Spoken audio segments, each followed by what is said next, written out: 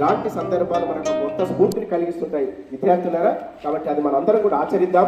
ఈ ఉన్నతిని, ఈ పాఠశాల గౌరవం కావచ్చు, ఈ గ్రామ గౌరవం కావచ్చు, మనల్ని మనం గౌరవించుకునేటువంటి పద్ధతుల్లో మనందరం కూడా ఇలాంటి సందర్భాల నుంచి ఎదగాలని ఆశిస్తూ వాళ్ళు గొప్పగా మిన్నంటి పోయాయి.